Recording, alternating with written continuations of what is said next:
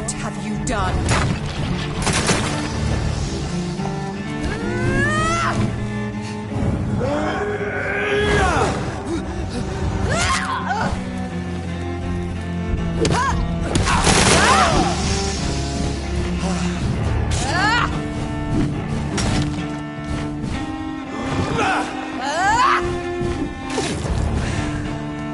Kinslayer!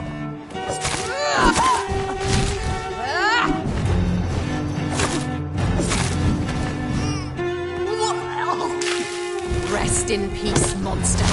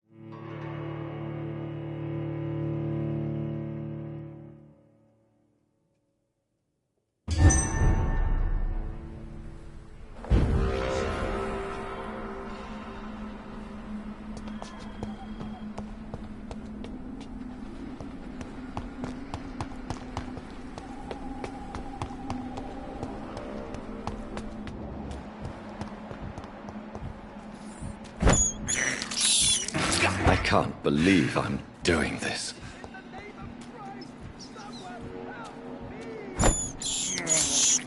This is despicable.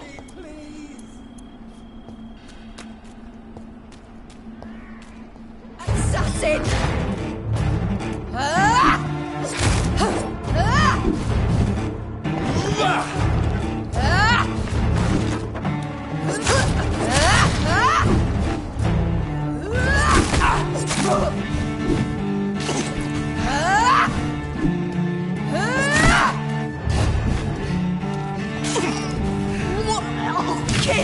Rest in peace, monster.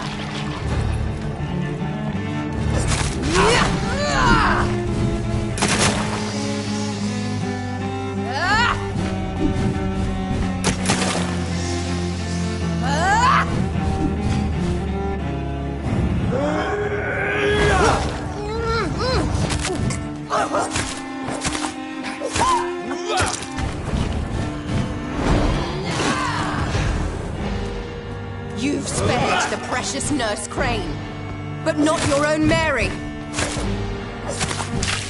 Come to me, Jonathan. Give me your blood, priest. Their final thoughts are just to die for.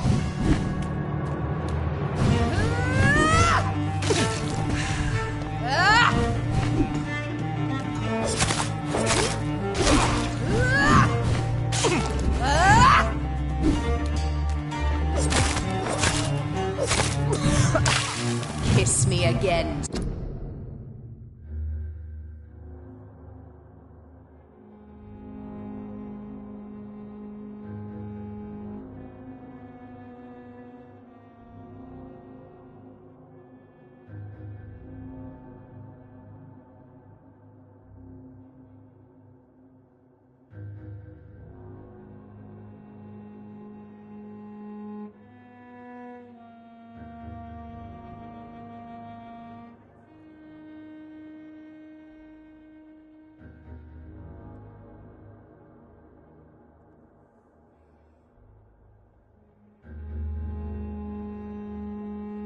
Sweet brother. You killed me, brother.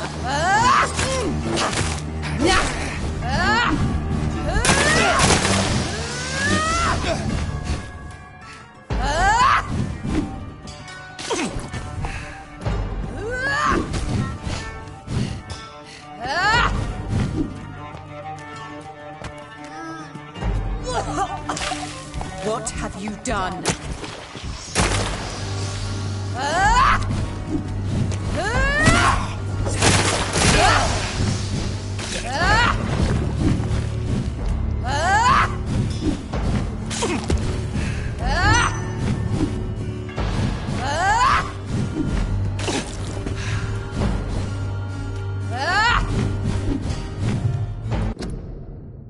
You left me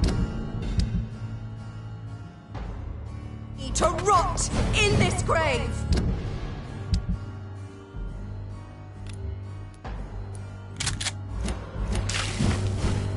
Kiss me again, sweet brother.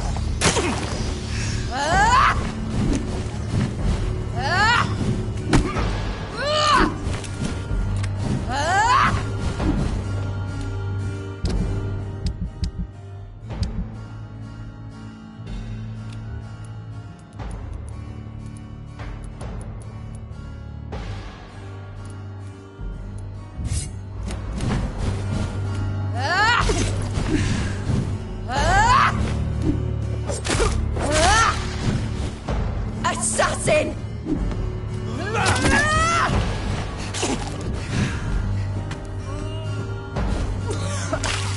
What have you done?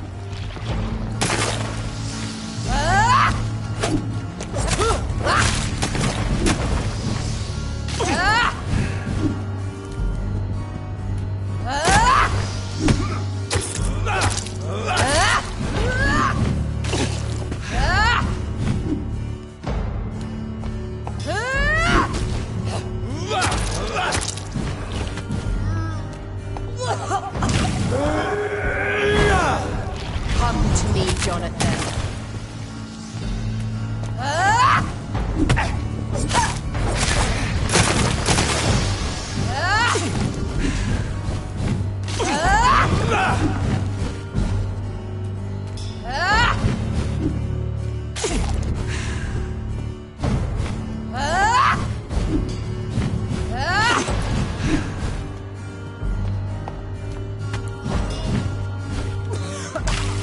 Rest in peace, monster.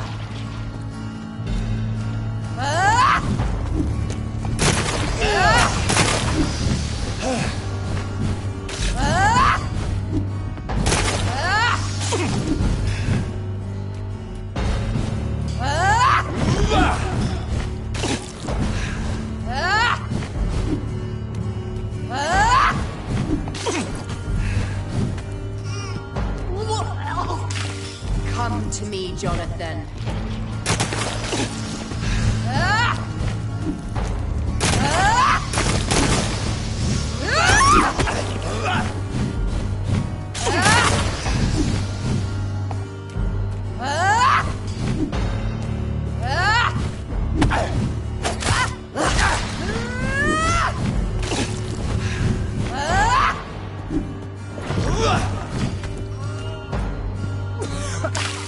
Rest in peace, monster.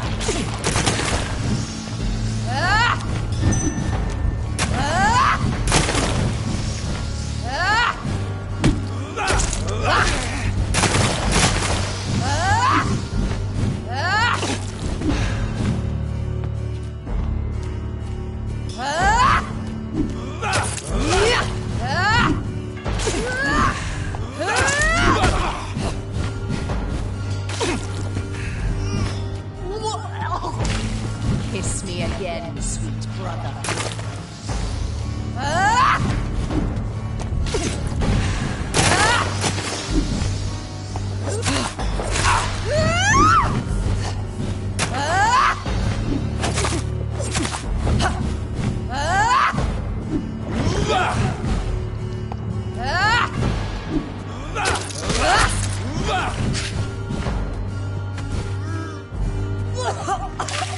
What have you done?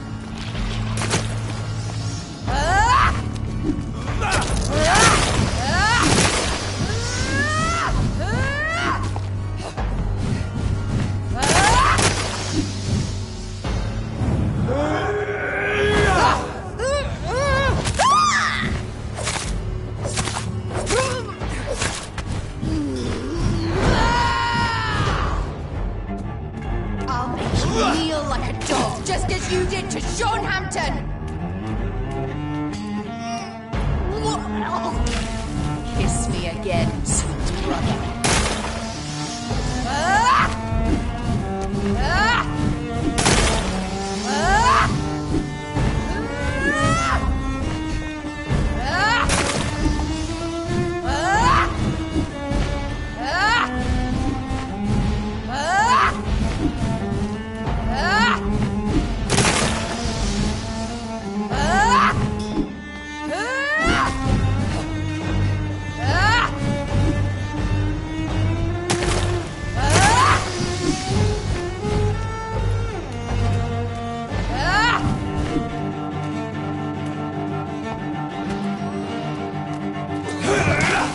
What have you done?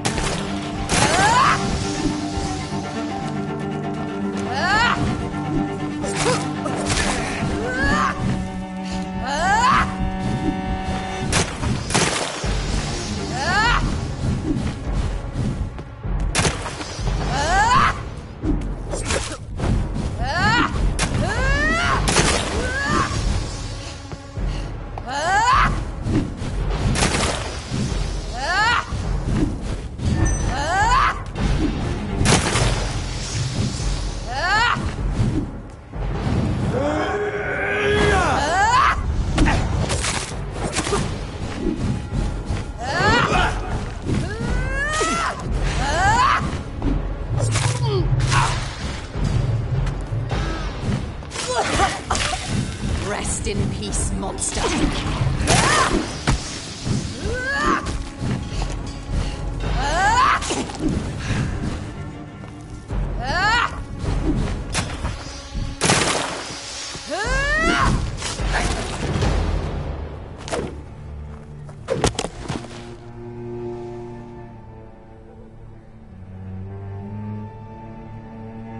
Well, brother.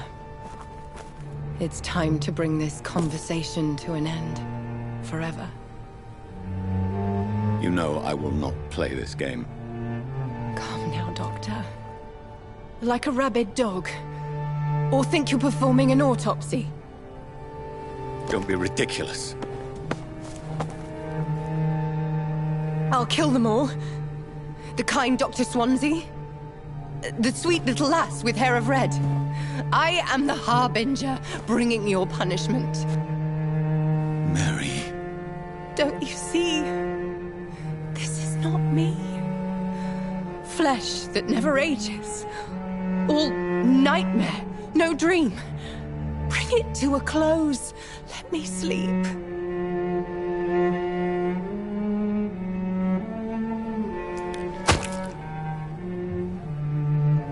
I will find a cure, Mary.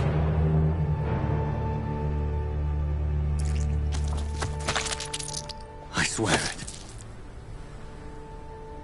Then, at last, I can forgive you.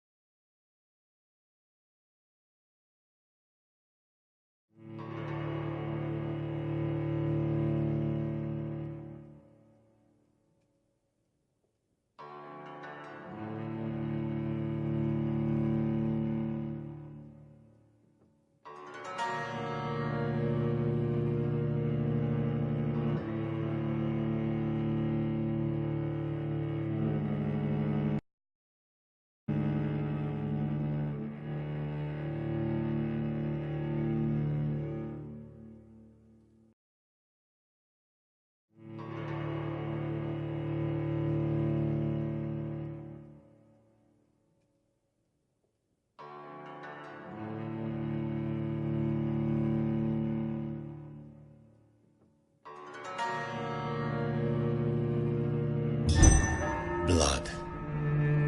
As I shed one last red tear for my fallen sister, I realize the entire world now revolves around this singular word. The epidemic that has stricken London is not the Spanish flu. It is transmitted through the blood, via violent biting, turning survivors into frenzied immortals. I am Dr. Jonathan Reed. I am a vampire, born anew into an age of death and pestilence. While plotting factions close in around me, I am sworn to find the source of this epidemic. I am convinced greater perils are still to come. I know the answers I seek are hiding in our blood.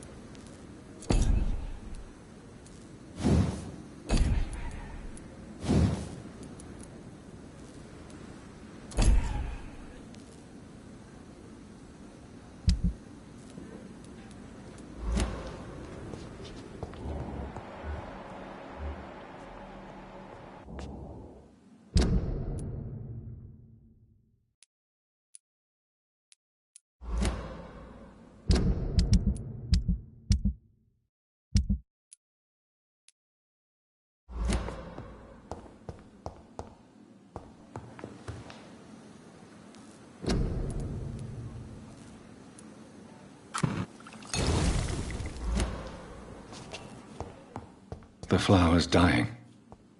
It needs water.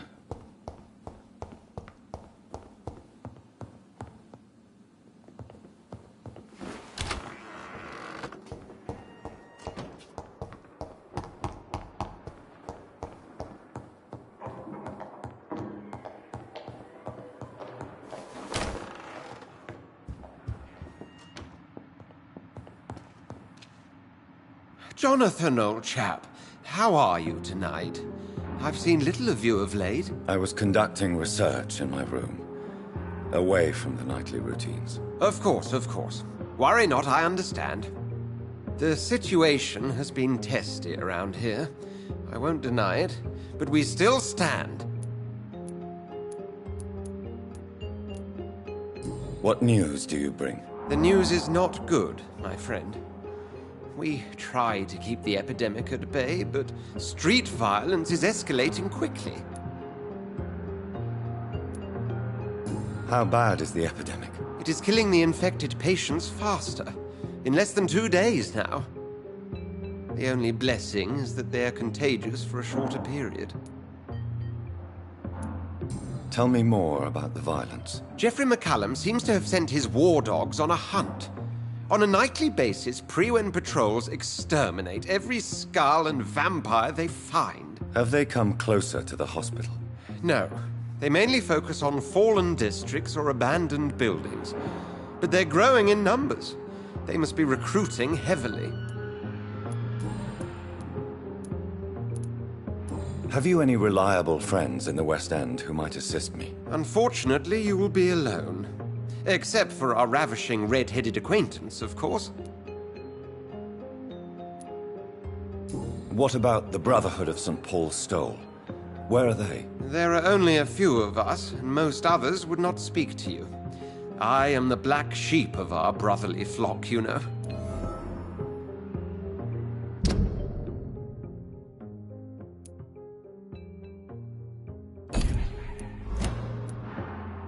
What of my commission here at Pembroke Hospital? Nothing to fear, Jonathan. Your position here is in no jeopardy. You remain one of us, and you are always most welcome. I have received an alarming letter from Lady Ashbury. She wants me to meet her at her house. I have been granted safe passage. Then you are twice fortunate. I have never been invited to the lady's mansion. And with the quarantine and controls, city access is nigh impossible. Is the quarantine serving any purpose? It is helping slow the propagation of the epidemic. But as long as we have no clue to its origin, its efficiency is limited. Why have you never entered the lady's house? You are one of her good friends, are you not? My dear Jonathan, you have no idea how reclusive the good lady normally is. Nor in what great esteem she must hold you to let you into her domain. Thank you, Edgar. We shall speak again later.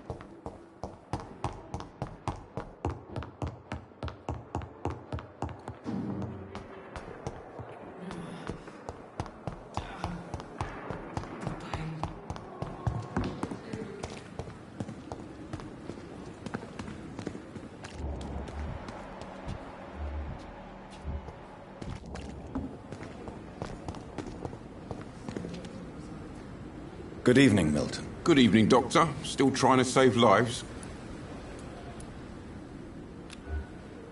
I'd like to see your goods. Wise choice, Dr. Reed. A reliable gun is what everybody needs these days.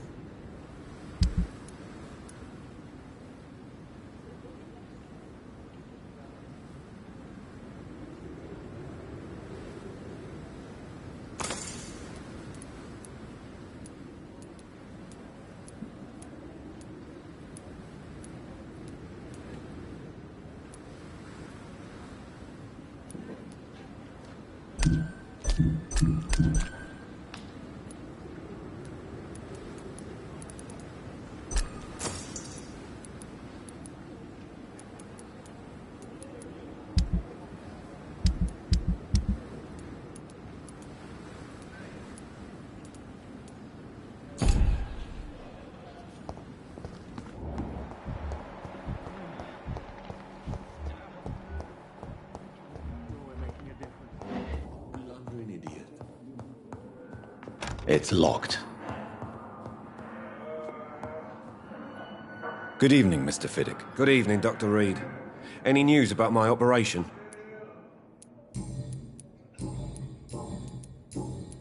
Goodbye for now, Mr. Fiddick. I'll see you later.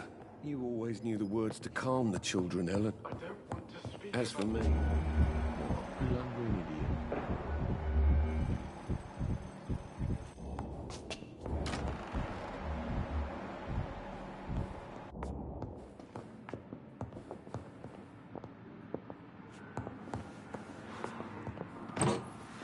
I'm all right. Don't waste your time with me.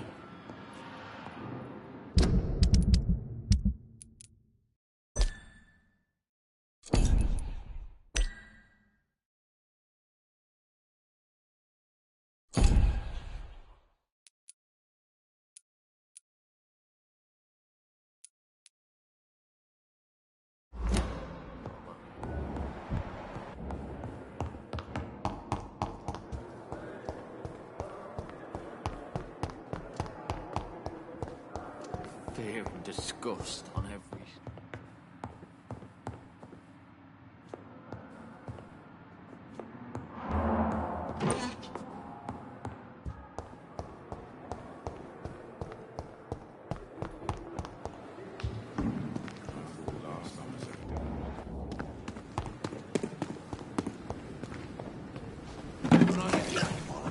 If only I were young again. Just a dozen.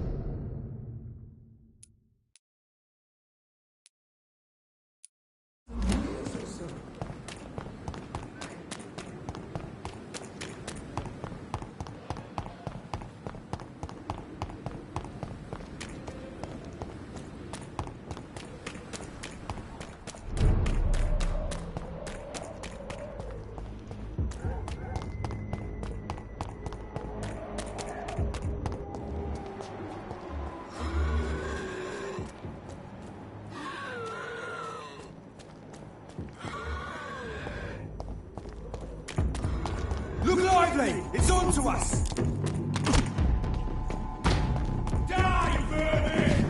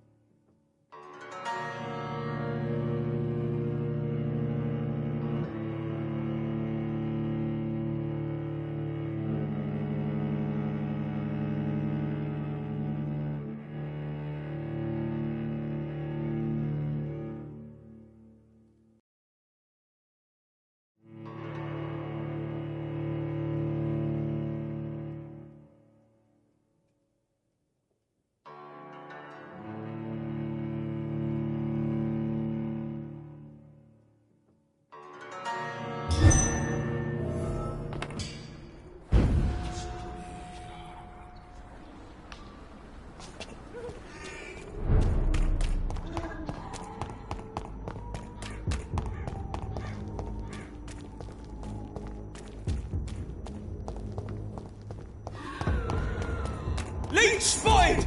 Watch out! Don't like that, do ya?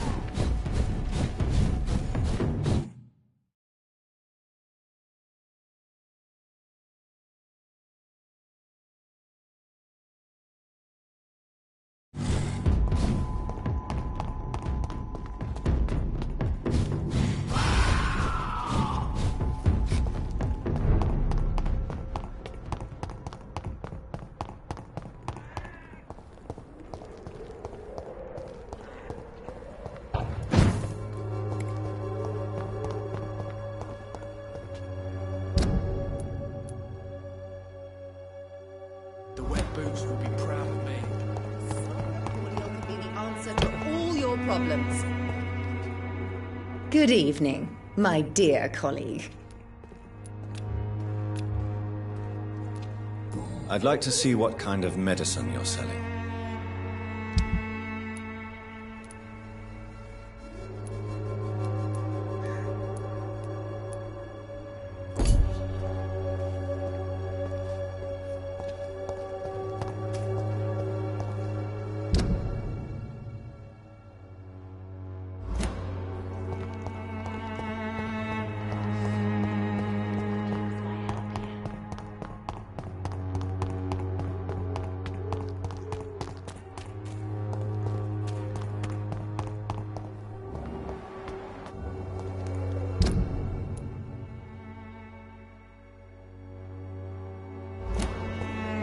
Joe, please, I don't have your money. Come on, Barry. There is no protection against malevolence and trickery.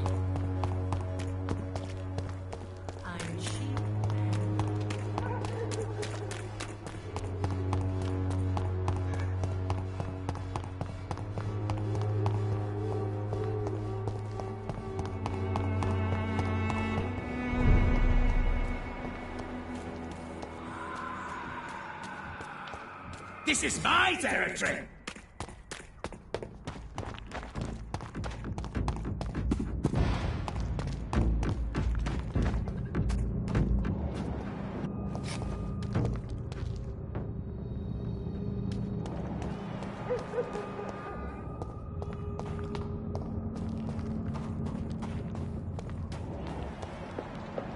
Stupid newborn!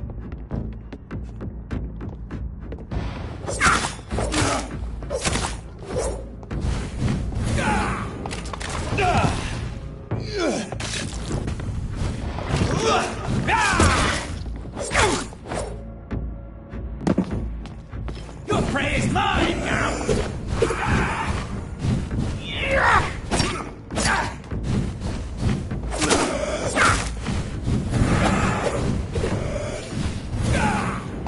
Gotcha!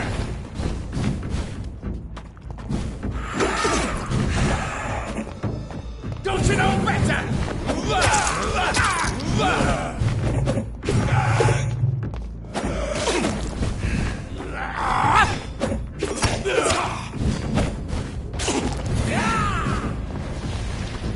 Bleeding.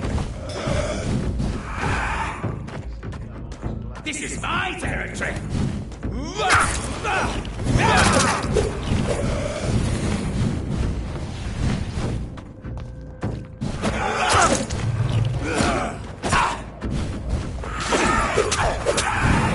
You're mine! Stupid newborn!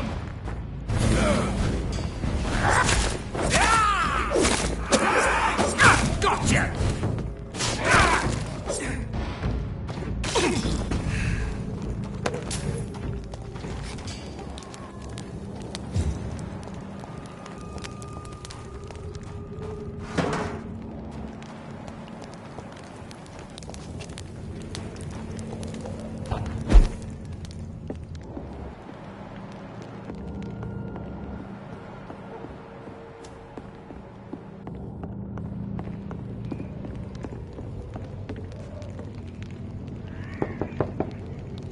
Good evening, sir.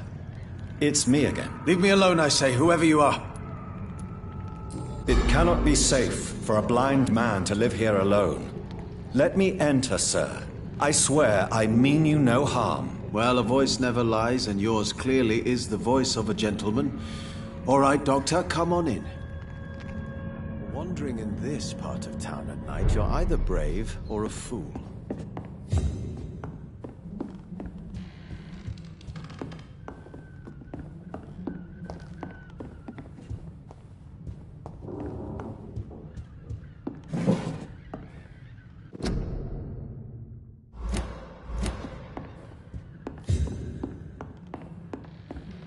Tell me, how do you see the world these days?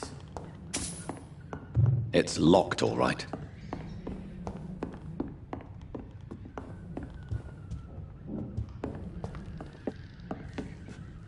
So what is the name of my nocturnal visitor? I'm Dr. Jonathan Reed. As I already explained to you, I'm inquiring about the epidemic. Dr. Reed? The eminent surgeon? My God, I'd never have expected a brilliant physician like you to knock on my door. You flatter me, sir. No, sir, I am flattered. I read all your work when I still had my sight. I loved it. I'm Mason Swanborough, by the way.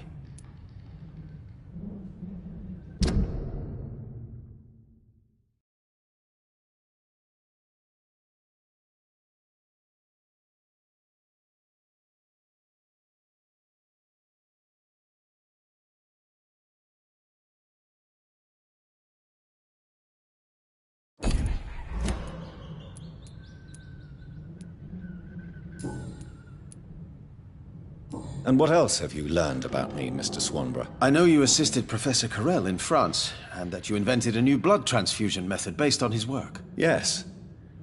Those were frustrating but exciting days. I loved it. Yes, the thrill of research and discovery. This is what drives people like us, Dr. Reed. Oh, how I envy you. Does someone take care of you in this isolated place? My sister Loretta and I have our daily routine. Every morning and evening she comes by so we can talk and eat. Then she leaves and I stay.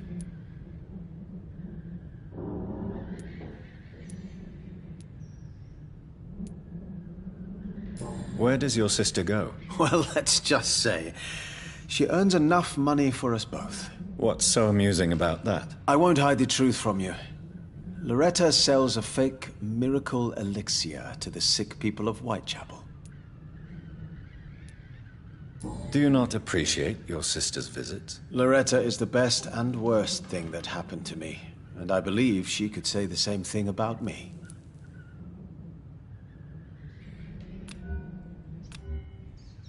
You seem unwell, sir. Do you need my assistance? Actually, I feel worse than usual. Can you give me something? Yes. I can give you a little something that has been proven effective. Thank you, Doctor. Does someone take care of you in this isolated place? My sister Loretta and I have our daily routine. Every morning and evening she comes by so we can talk and eat. Then she leaves and I stay.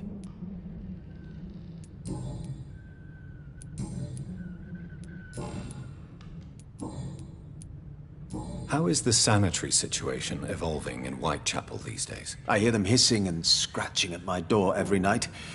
The sick made mad by the fever. But these walls are thick, and my lock is solid.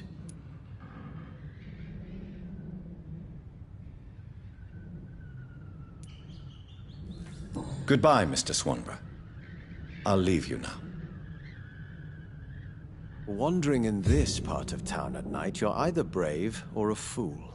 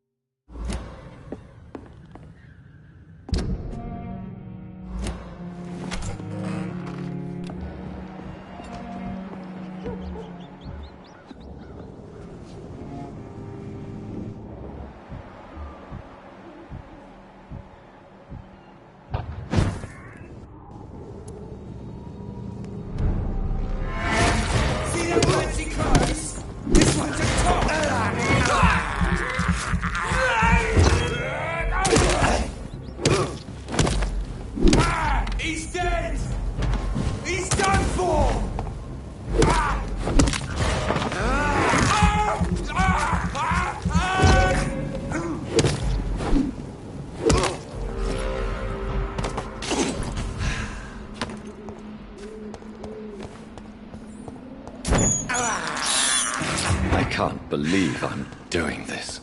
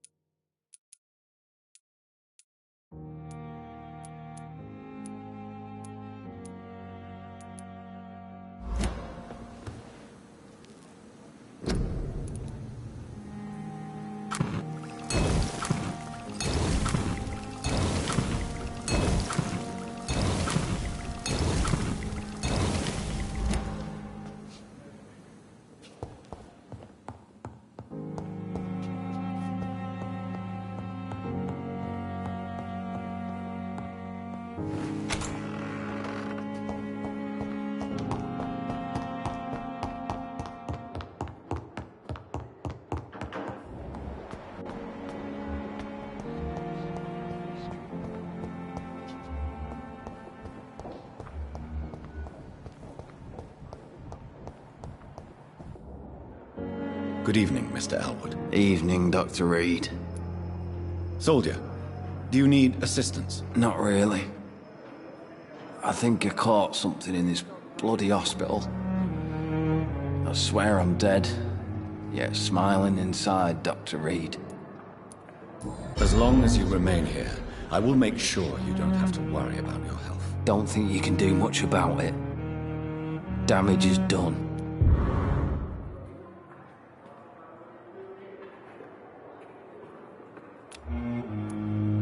Goodbye for now, Mr. Elwood. Fear and disgust on every street corner. Daily routine.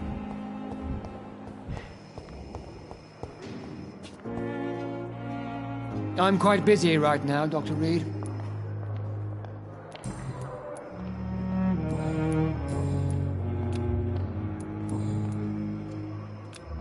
Do you need my assistance? Don't be ridiculous. I'm capable of dealing with this myself. I've just not taken the time to do so. Then you are lucky that I have taken the time to do so. Consider it a gesture of solidarity between professionals. I wish this hospital could have received as much attention from you, Dr. Reed. We do not see you in surgery very often.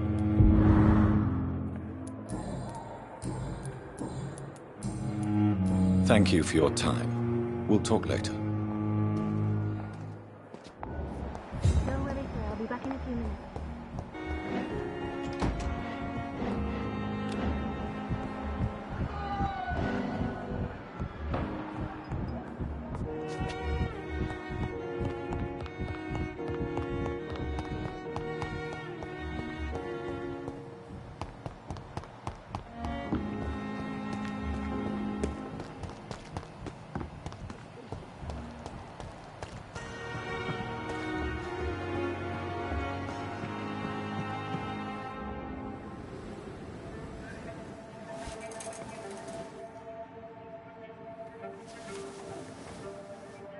How can I be sure I'll not find your unconscious body in the house again? I promise you, you'll not find my unconscious body. For God's sake, how can you say such a thing? How can you refuse to listen? I tried to warn you for so long. No, I won't let my only son die. You promised me you'll stay alive. Your son lied to you, like the whole world lies to us.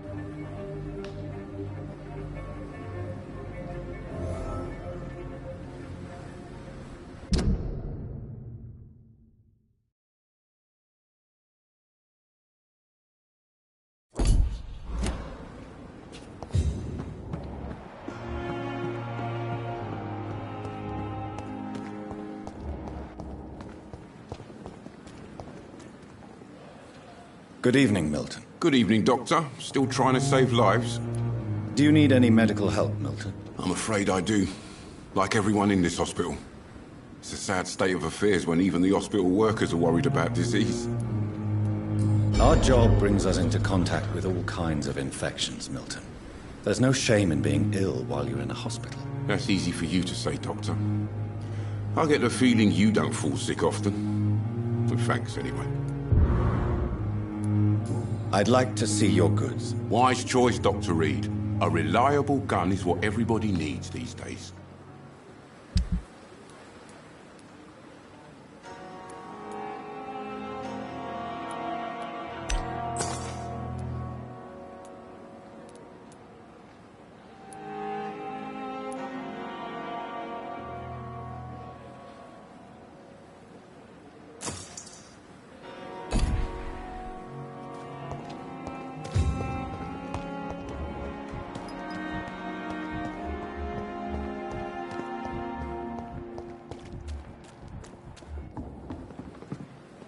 Good evening, Nurse Brannigan. Good evening, Doctor. Do you require medical assistance, Nurse? I will be fine, as soon as I can get some sleep. Nurse, you won't be able to help people if you're sick. Take this, and do try to get some rest. I'll try, Dr. Reed. Thank you.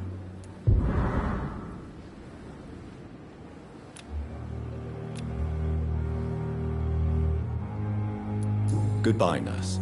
Call me if you need assistance. When I get back, I'll have a word with Tom. He's really pissed me off this time.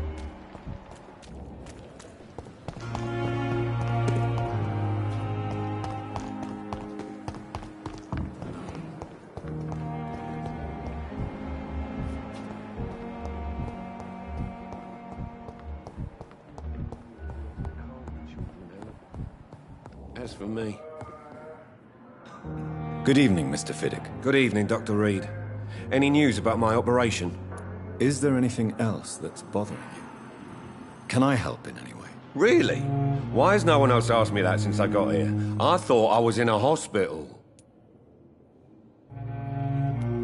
Unfortunately, you are not the only person who needs help. And complaining about it won't do you any good. Well, perhaps you're right, Dr. Reed. I'm sure if me missus was still alive, she wouldn't be happy with me going on like this. Goodbye for now, Mr. Fiddick.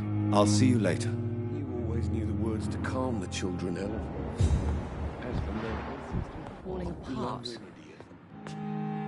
Good evening, Doctor. How is my son doing? Good evening, sir.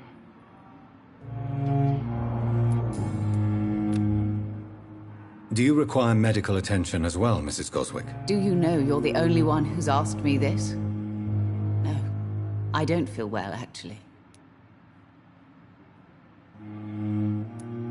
Despite what you think about this place, I can tell you with absolute certainty, taking this will help you recover. Well, at least your reputation seems well deserved.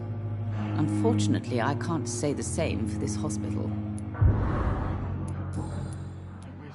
I've read your son's medical report, Beatrice. It's not the flu or anything life-threatening. What has you so worried? He was at death's door when he was brought here. I just want him to be better as soon as possible. He's not out of the woods yet, you know. He might need to stay here longer than expected. Take care of him then, Dr. Reed. People here only seem to focus on contagious patients. I worry my poor Mortimer will be neglected.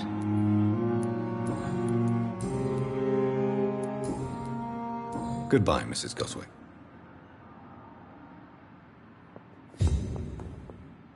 Good evening, Mr. Goswick. How are you? I'm okay.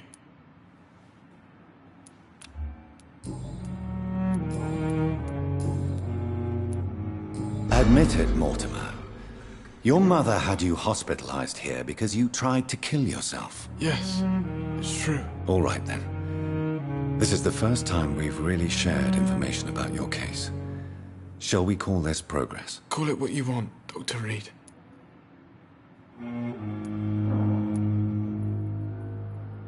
You can trust me. I won't report you to the authorities. My one and only concern is your health. I guess I should thank you then. Can I help you in any way, Mr. Goswick? I wrote a letter for my mother. She was supposed to read it after my death. But I suppose she doesn't have to read it now. I see. And is this letter still near the place where you tried to take your own life? Yes. And I don't want anyone reading my last words. I mean, I'm still here. If you bring me back that letter, then perhaps we'll talk.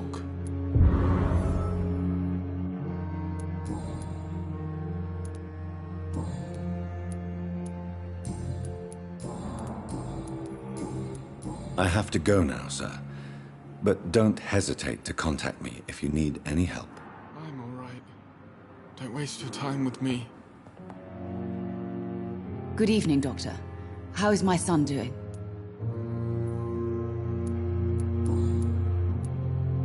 Your son wished to die, Beatrice. Why did you hide such crucial information? Are you not aware suicide is a crime? Mortimer could be thrown in jail. I can't let that happen. I won't. I understand you fear the legal consequences, Mrs. Goswick.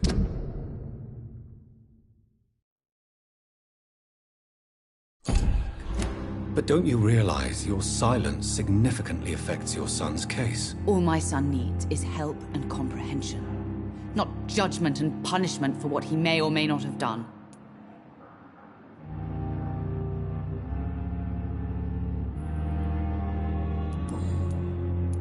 Goodbye, Mrs. Goswick.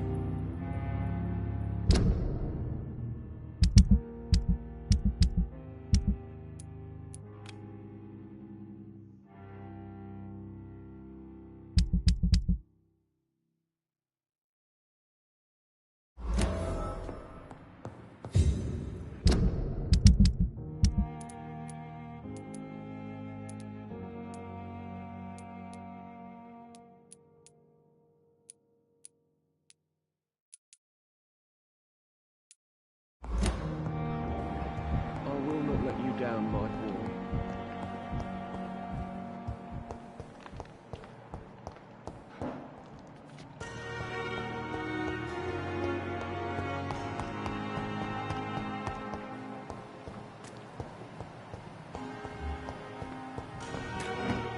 I'm sorry you ended up with plain and cold medical bench, sir.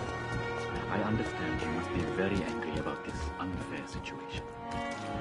I managed to arrange to have you buried in the same mass grave as your wife. I hope that might help.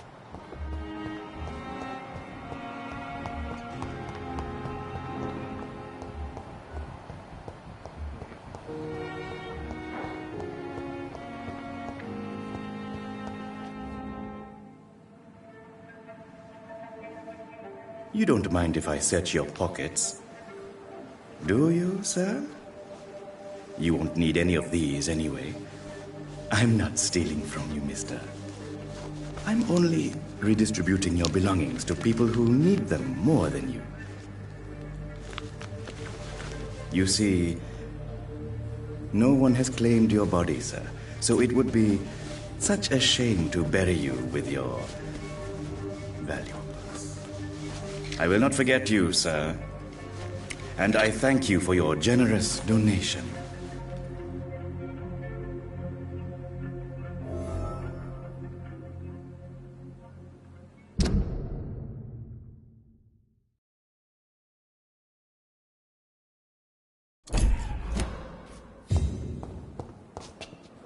It's locked.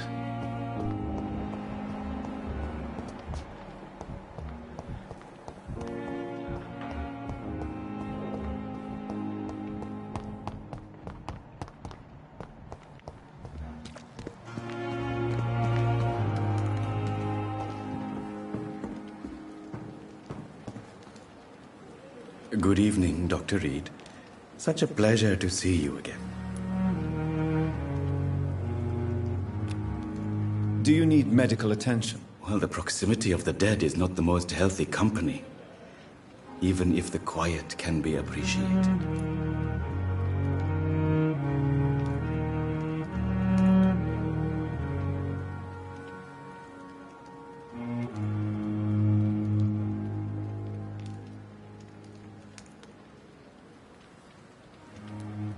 Don't take too many risks with your health, Mr. Chidana.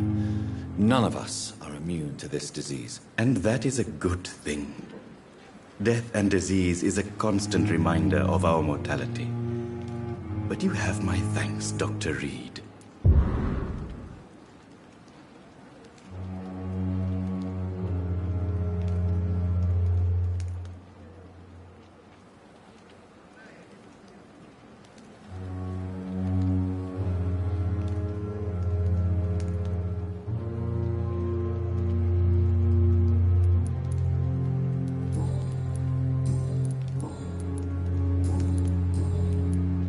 Tell me the truth about your appointment as a medic during the war, Rakesh. The regiment administration appointed me by mistake. I had to learn the job on the spot, sir. Very hard, sir, but I rose to the challenge.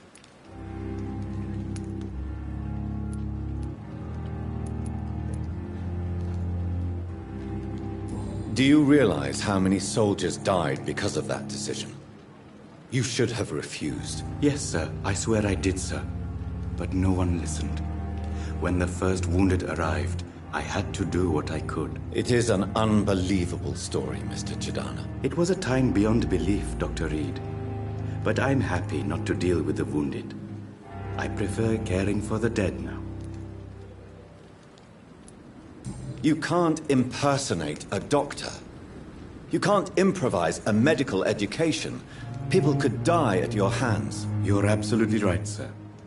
But as a field surgeon, it was more like being a butcher. Do you believe you have really helped these people? My ratings were within the averages of the regiment.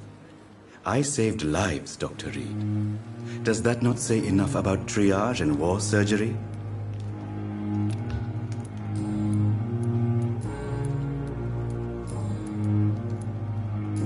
How dare you steal from the dead, Rakesh?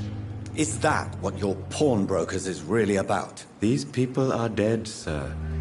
What they possessed could be useful for the living.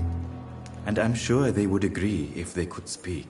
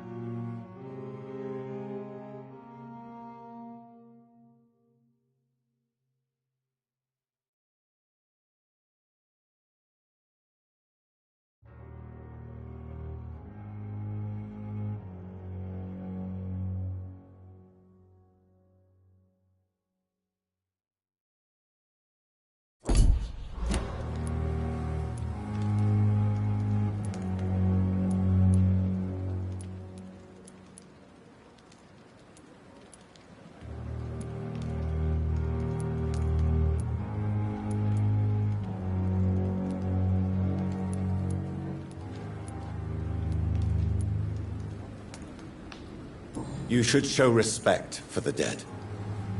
What about their loved ones who may treasure these items you sell? The bodies I watch over are the unwanted and undesired, sir. I would never deprive anyone of their family artifacts.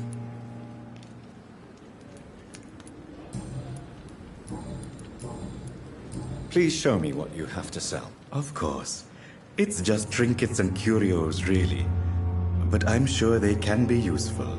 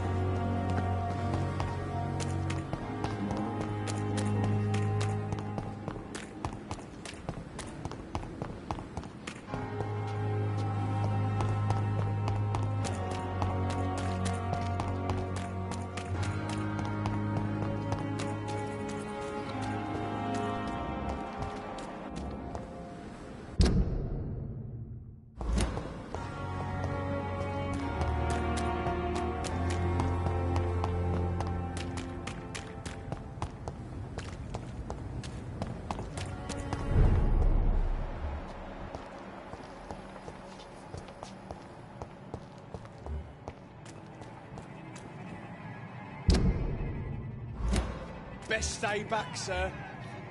Over there! There's one of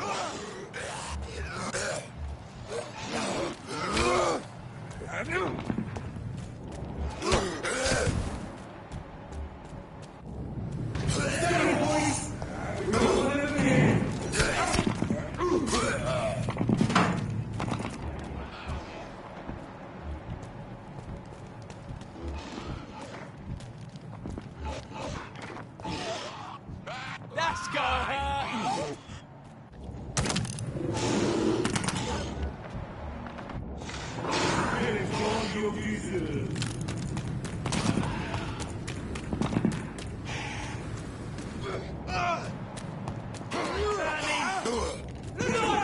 He's onto us!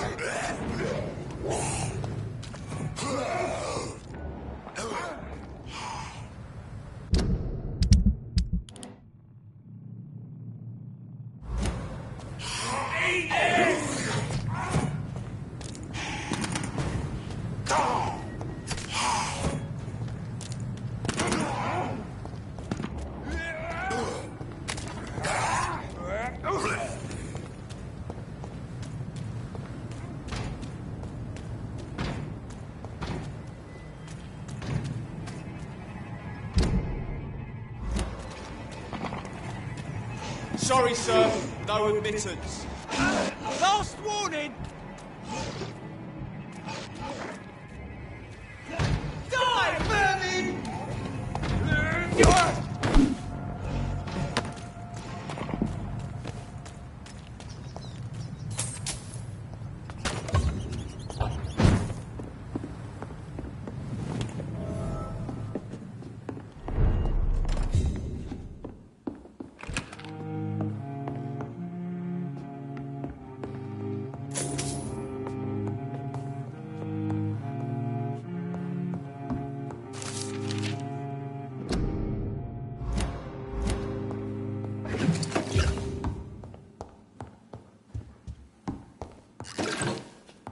It's locked, all right.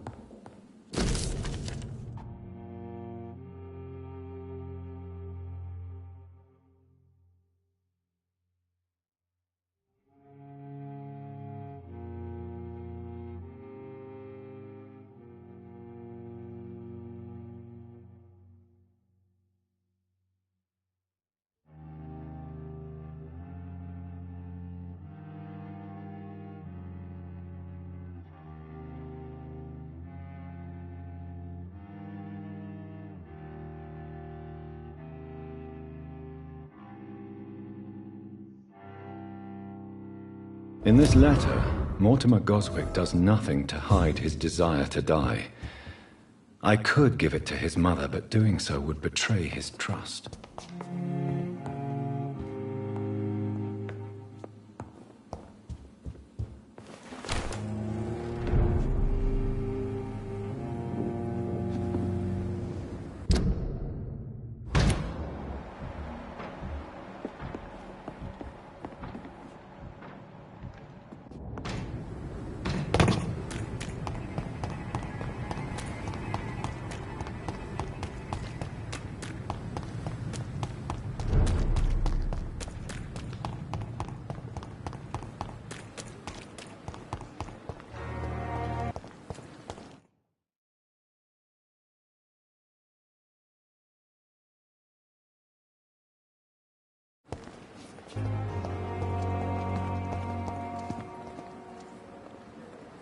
Good evening, Milton. Good evening, Doctor. Still trying to save lives? I'd like to see your goods. Wise choice, Dr. Reed. A reliable gun is what everybody needs these days.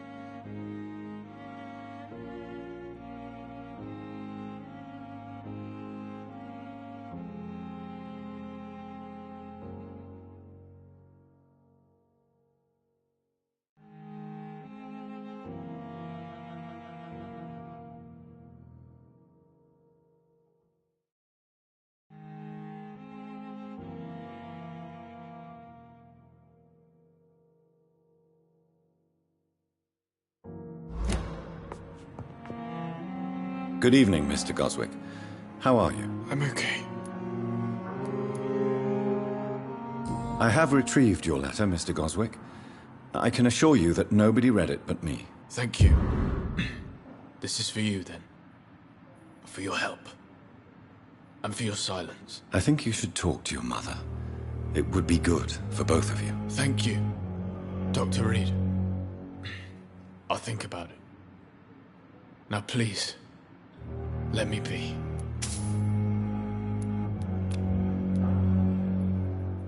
I have to go now, sir. But don't hesitate to contact me if you need any help. Good evening, sir.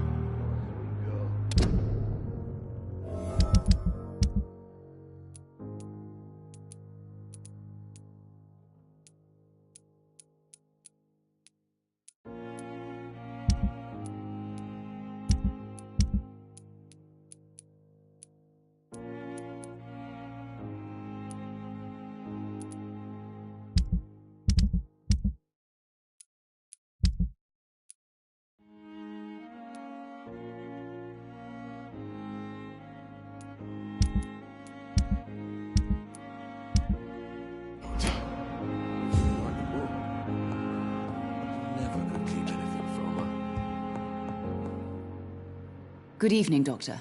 How is my son doing?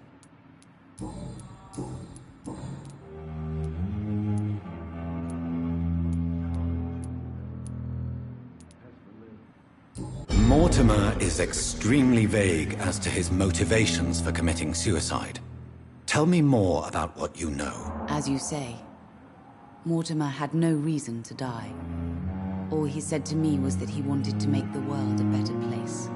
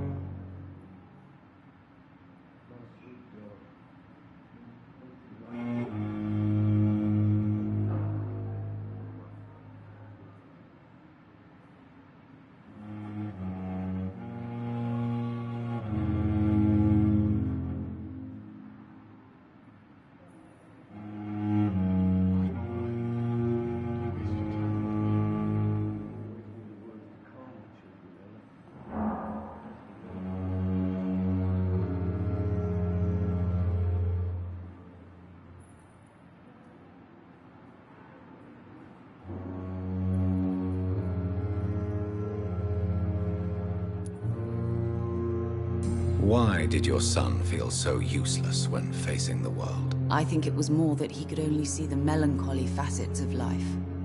He couldn't help but dwell on such things. What do you think he meant by making the world a better place? Mortimer has always been a sensitive soul. He wouldn't talk to anyone for months after his father passed. It's like he carries everyone's sadness with him.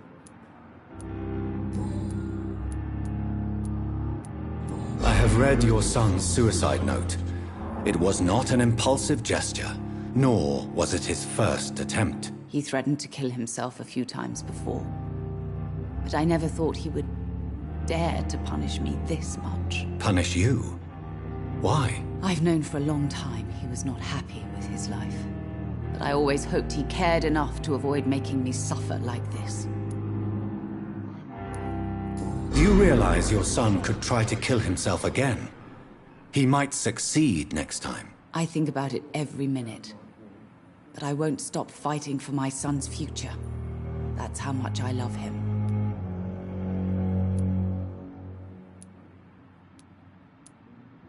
You're right. Your son's death was not fatal.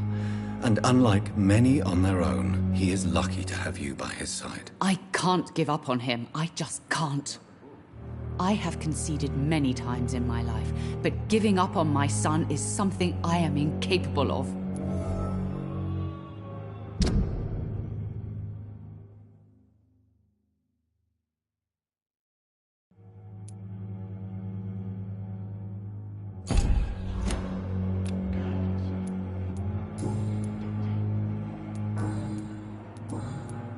Goodbye, Mrs. Goswick.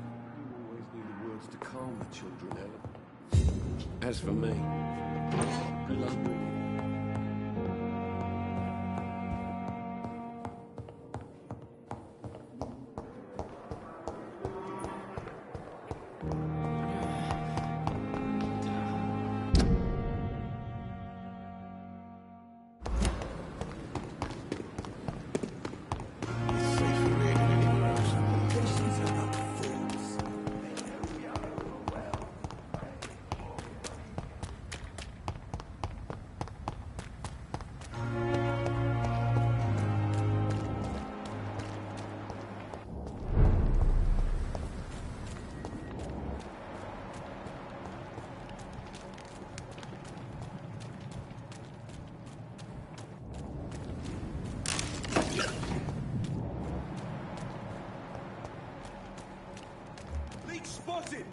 Watch out, boys!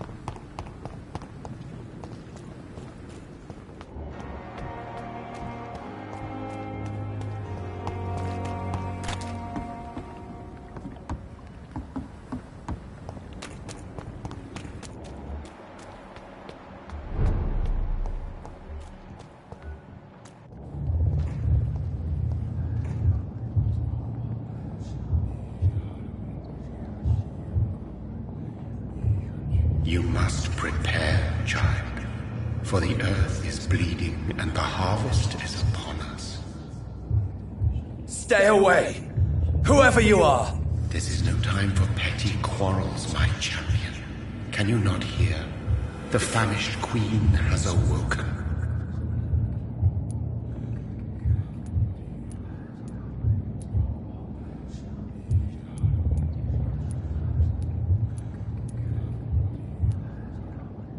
I am not your champion.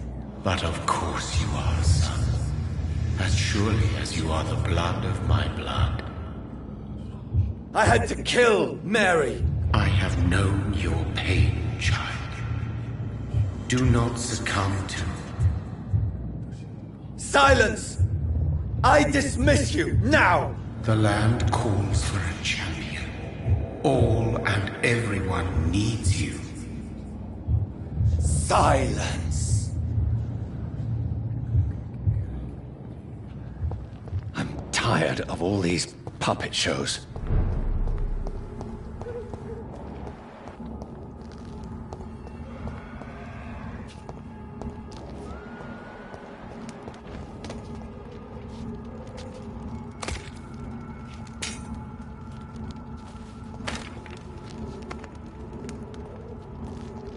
They want war. I'll show them war. Whatever this poor woman did, nobody deserves this kind of...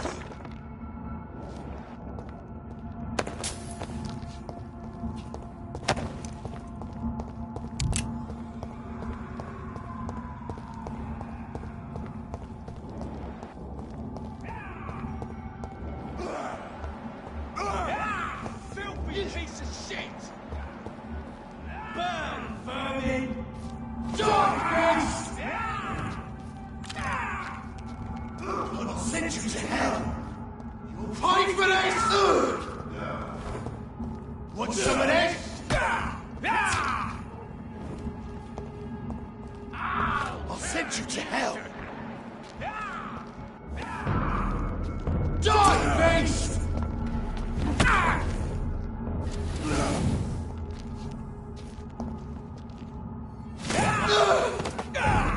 Your prey is mine now!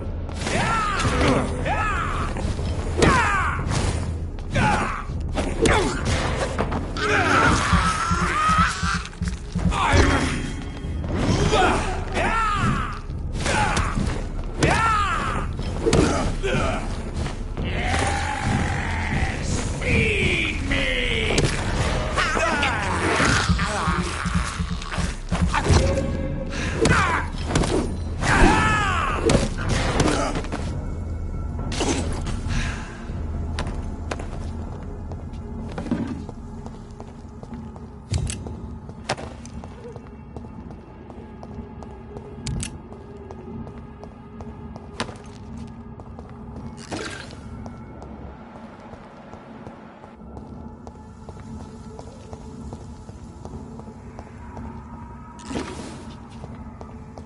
So this is where she lives. What a splendid house.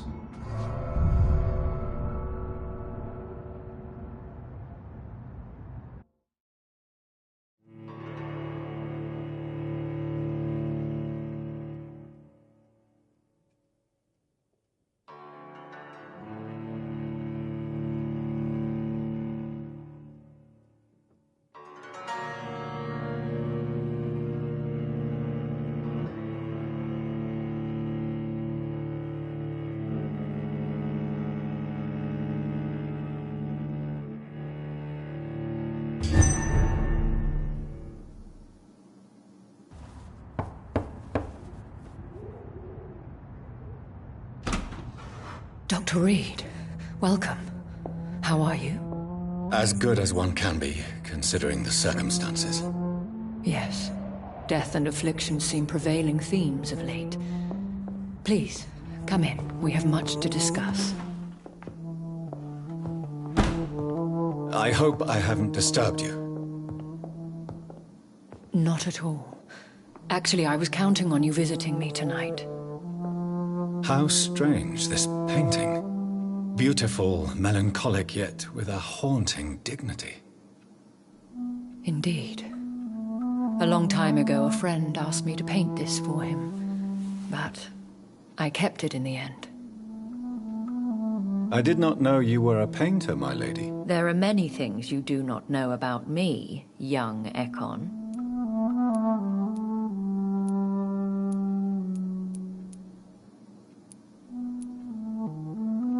Please, call me Jonathan. Please excuse my behavior, Jonathan. I tend to tease my friends when uneasy. What is bothering you, my lady? Your letter was quite alarming. We will talk about this in a few minutes. For now, I would like you to tell me about yourself. How have you been since we last met, my friend?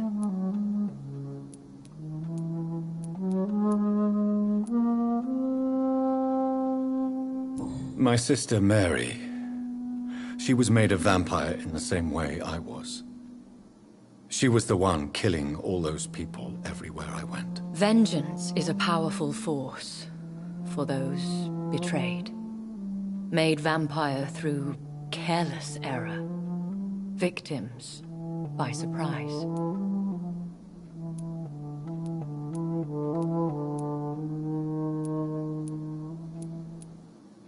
In the end, she implored me to put an end to her misery.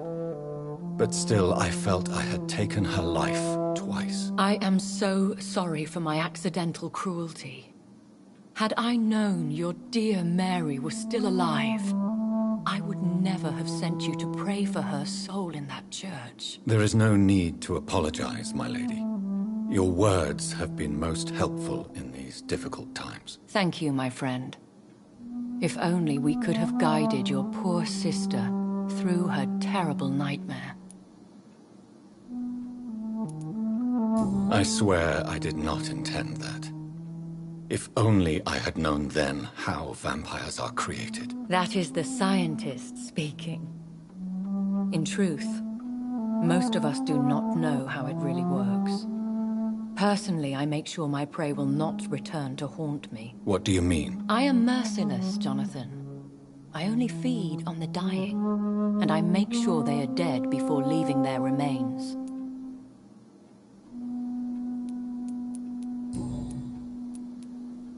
I came to the conclusion that my maker, whoever he might be, must be a powerful vampire.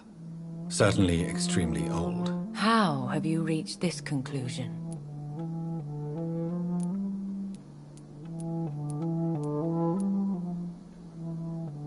He is the only immortal I've seen appear in an ethereal form. His voice, his words seemed ancient. It was disturbing. I am afraid you are right. The simple fact that your blood made Mary such a strong Ekon proves that you must be of ancient lineage.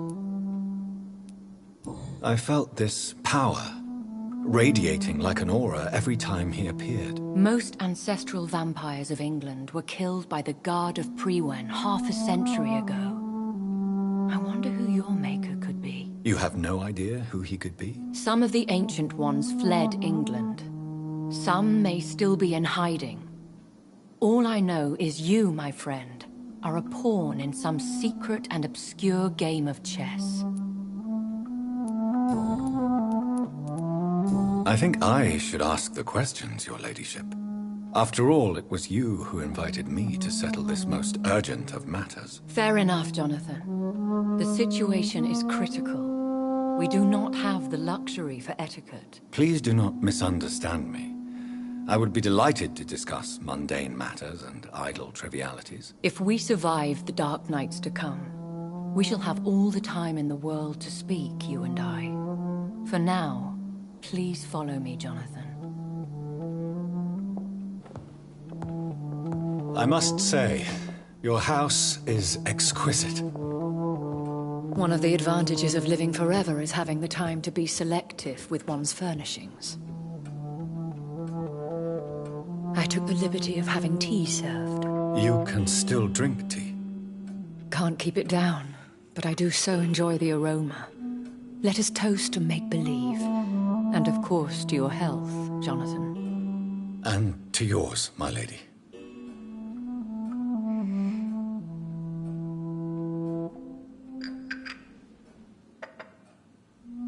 Please, call me Elizabeth.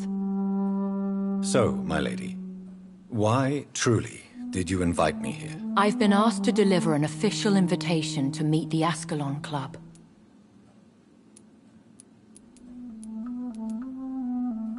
Who are they? Really? They are the embodiment of vampire law in Britain. Some say they influence the destiny of the Empire. Some believe they merely protect it. How many are they? Only a small number of powerful and deceitful immortals. All of them entangled in a sticky web of shadow cabinets, influencing trade. Will they fight the guard of Priwen? I doubt it. Fergal was Lord Redgrave's executioner forever and a day. By defeating that beast, you deprived them of a powerful weapon.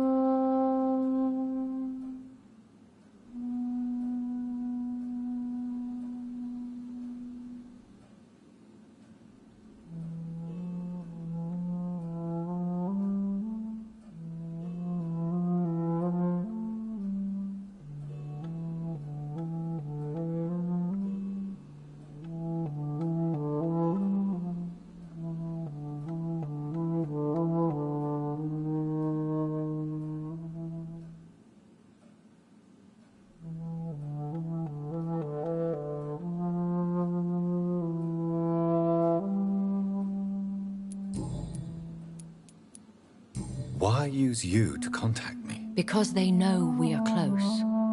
The Ascalon Club has many spies. Their main occupation is gathering information and then deciding how to use it.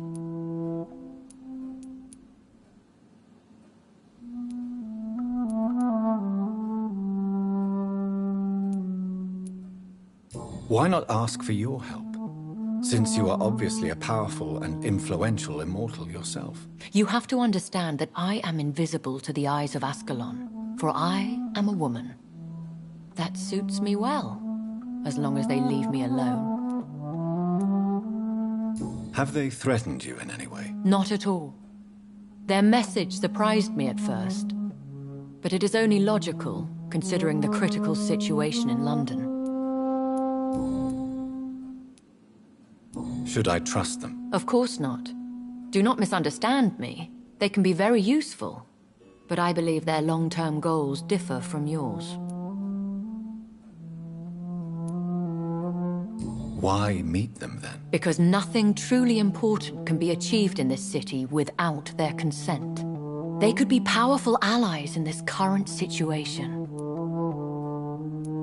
Should I lie to them? We all lie, Jonathan. It falls to you to choose your behavior. The most important rule is to show them due respect. They have done nothing but impede my investigation since I became known to them. Why would they want to see me now? I guess they now see you as Ascalon material. They must have found out what happened to your sister. Proof of the potent blood flowing through your veins. I'm not sure I can accept their invitation. I have seen their handiwork. How Fergal the Beast imposed the club's law. You have no choice, Jonathan. Even I would not openly defy Lord Redgrave, the chairman of the Ascalon Club. What can you tell me about Lord Redgrave? Who is he? Lord Redgrave is the founder and chairman of the Ascalon Club. Most mortals know him as the Earl of Bristol.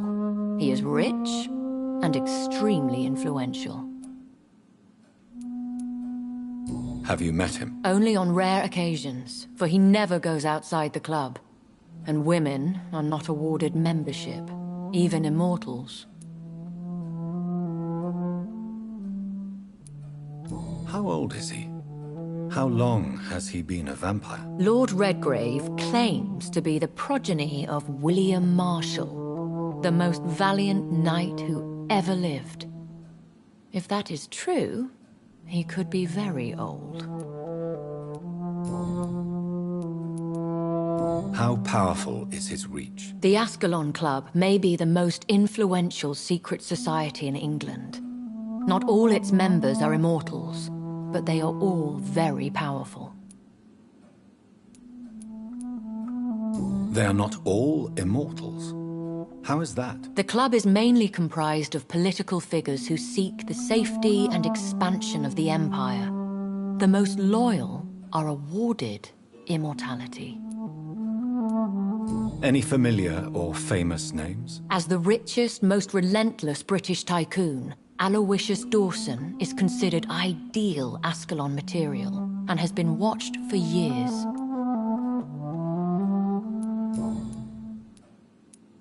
If you are convinced I must meet him, I will heed your advice. Thank you, Jonathan. I understand your reluctance to brush shoulders with London's vampire elite. But we have no choice. Is the situation that critical? Yes. The Guard of Prewen has called for a second great hunt of our kind. And they will stop at nothing to eliminate us.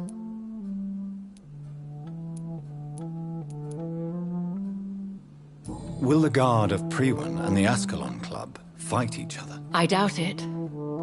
If Prewen really launched a great hunt, I think most of the Ekons I know would flee the country to escape the bloodbath. I think I saw them kill an Ekon on the way to your house. They seem to have a list with names. To launch another great hunt, they must have collected intelligence on vampire identities and whereabouts. They are a resourceful lot. Should we fight back? I will not be hunted down like an animal again. I admire your courage, Jonathan. But the best way to fight them is to put an end to the epidemic. This is the only way to clear the air. What is a great hunt? The first great hunt was launched about 75 years ago. In just a few nights, the Guard of Prewen located and destroyed most of the old British vampires.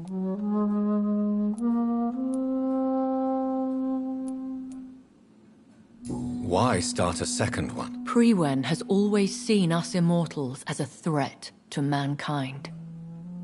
My guess is they suspect one or more of us is the cause of the epidemic. How did you survive the first hunt? I fled, Jonathan. Like most vampires who survived that slaughter. And I secretly came back when I was sure they had lost my trail. You should flee then. Leave London, the country even. I have seen the Guard in action. They are merciless. Your concern warms my heart, Jonathan. But fear not. If the situation gets too dangerous, I shall retreat to my secret Scottish manor. I could hide you in my luggage, if you wish. Thank you for the offer. I shall keep it in mind, but I have much to do here. There is a question I must ask you. Could Lord Redgrave be my maker? I doubt it. If Lord Redgrave had made you his progeny, he would not have seemed so surprised when you demonstrated the strength of your lineage. What is the plan? The plan is we both try to save this city, you and I. Go to Ascalon, accept their proposition, and use their influence to promote your agenda. How can I save London? The epidemic is the priority. You must find its origin and put an end to it. This is the best way to solve the crisis. What will you do? I still have contacts and old friends in this town. I shall make some inquiries and attempt to learn more of the situation. We need clarity. Will I ever discover the identity of my maker? Maybe not, Jonathan. We know for sure you were made by a powerful vampire, but most of those fled England long ago.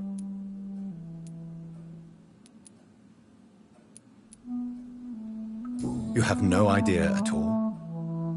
You seem to know so many things about the secrets of the vampire underworld. Even if I had my suspicions, I would not dare give you a name so soon. All I can say is this. I will make inquiries and keep you informed. Please forgive my bluntness, but I have to ask. Was it you? Did you make me? Oh, Jonathan. I know you shall always have a gnawing doubt about who made you an immortal. But I swear, I had nothing to do with it. One day soon, I will have to find the answer to this mystery. And I shall help you in your research, I promise. For now, you must go to the Ascalon Club and play their game. Will I see you again at the Pembroke Hospital? No, you will find me here if you need me. I shall conduct inquiries alone, and we can then share our discoveries. Will you not visit Pembroke again? No. I must remain discreet and avoid attracting attention to Pembroke Hospital for the time being. But how will you sustain yourself? I shall not, Jonathan. Fear not. I'm used to it. When will we meet again? As soon as you meet Lord Redgrave, I suppose. Fear not, my dear. I shall only be a heart's beat away. I want to thank you for all your support and your help, my lady. Could you do me a last great favor and call me Elizabeth? I should be honored, my lady. Then it is settled. Finally, some good news in these dark hours. Thank you. I appreciate the advice. I had best prepare myself to meet this Lord Redgrave now. How thrilling to meet the Earl of Bristol in the flesh, so to speak. Something tells me you're not very keen on the man. Don't get me wrong. The gentlemen of the Ascalon Club are honorable, but their attitude and opinions are somewhat antiquated. I see. As long as they deny access to female applicants, I will leave them to their antediluvian considerations as to the natural order of things. Jonathan,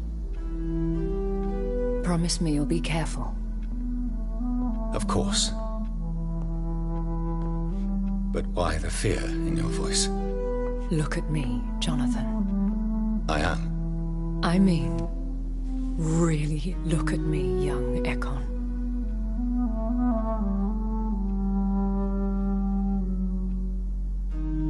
We may be deceptive by nature, but this heart of mine has always told the truth.